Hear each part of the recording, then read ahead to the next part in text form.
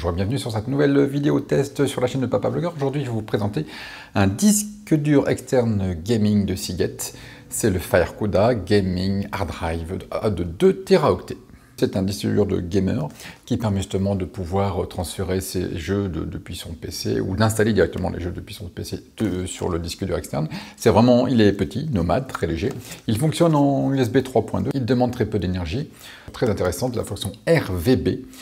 Donc en fin de compte, une fois que c'est installé et paramétré, le disque dur, là en dessous, là de ce côté-là, il montre les couleurs en fonction du jeu. C'est vraiment très sympathique. Donc que dire tout de suite? Donc déjà la boîte est vraiment très sympa. J'aime bien. Donc là, on ne parle pas, c'est pas un SSD, hein, c'est bien un disque dur externe.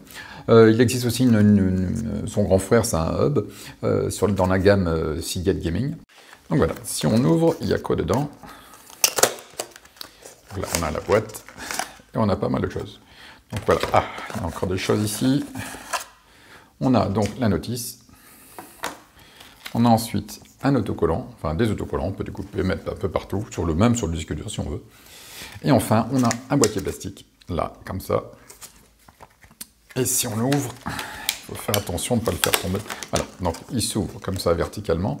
Et dedans, on trouve deux choses. On a le disque dur, comme je le disais, il est très petit, léger, nomade, on peut le mettre dans sa poche, on peut le balader dans toute la maison. Si on a plusieurs PC gaming à la maison, le grand frère, le petit frère, le papa, j'en sais rien, hop, on peut descendre, on peut l'installer, on peut le prendre chez le copain, etc., etc. Pas de souci. Et ensuite, on a ici le câble. C'est un câble USB 3.2, voilà.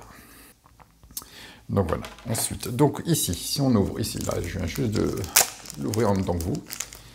Hop, on a le disque dur. Donc voilà, ici on a le port pour pouvoir le recharger. Et on a un petit logo là, ici, quand on regarde, un petit logo, on le sent sur le doigt, c'est imprimé dedans.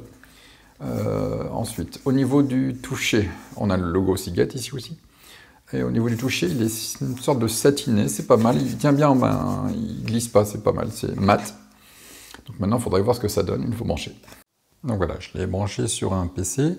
Et on voit ici, bon là il fait un peu trop clair, voilà, on voit la lumière qui bouge, voilà, on voit bien la lumière du RB.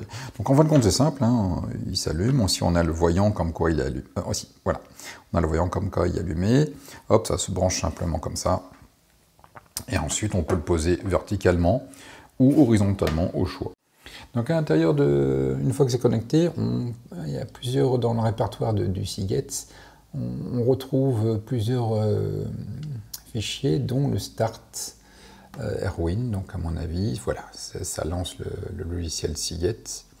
Parce qu'on peut comment on appelle ça? On peut l'enregistrer, voilà, on peut l'enregistrer directement sur le site de Seagate, ce qui permet d'avoir la protection de récupération de données de Seagate pendant 3 ans. Cela permet donc en cas de... Une fois qu'on a enregistré l'appareil, etc. Donc ici, on a protection des données, un peu plus en bas. Et après, l'état de l'appareil, etc.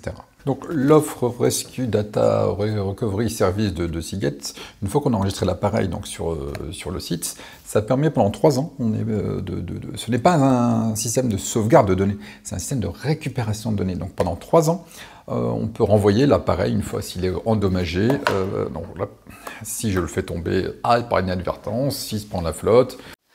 Donc en fonction d'une liste des accidents qui est listée sur le site, on peut renvoyer le disque dur et ils ont 95% de chances de récupérer les données. Les données sont envoyées soit sur l'appareil s'il est réparé, soit sur un appareil neuf pour pouvoir récupérer, enfin un support neuf, pas forcément la même chose, pour pouvoir récupérer ces données.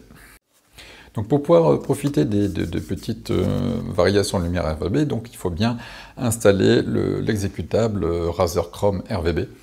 Donc question prix. Question prix, c'est sur le site officiel donc, de Seagate, il est à 120, il est à peu près à 125 €, 124,99 €. Mais on peut le retrouver facilement sur Amazon ou sur les autres sites high-tech en ligne, dans les environs de 80 €. Le prix est en fonction aussi du nombre de teraoctets. Ici, c'est pour un 2 teraoctets, il va de 1, 2 et 5 teraoctets. Donc forcément, plus vous prenez une capacité, plus le prix est grand. pour conclure. Donc en fin de compte, c'est vraiment un appareil léger, il est nomade, on peut le prendre n'importe où. Donc bon, c'est l'USB 3.2 avec le côté un USB normal, je veux dire, donc il n'y a pas de souci. Donc c'est compatible avec tout, normalement, les appareils Windows et c'est marqué sur la boîte. Il est compatible, voilà, appareils Windows et Mac qui sont en USB et qui supportent le USB 3.2. Il est petit, léger, donc il a le module RVB là. Et autrement, le seul défaut apparent que je vois, c'est surtout la longueur du câble, le câble qui relie à l'ordinateur, qui pourrait poser défaut à des personnes qui ont une tour avec un accès USB qui serait plus loin que nécessaire. Si vous avez aimé cette vidéo de review, enfin d'ouverture de test de ce disque dur externe Seagate FireCuda 2 Teraoctet, donc n'hésitez pas à commenter la vidéo, à vous inscrire à ma chaîne et à la partager. Merci.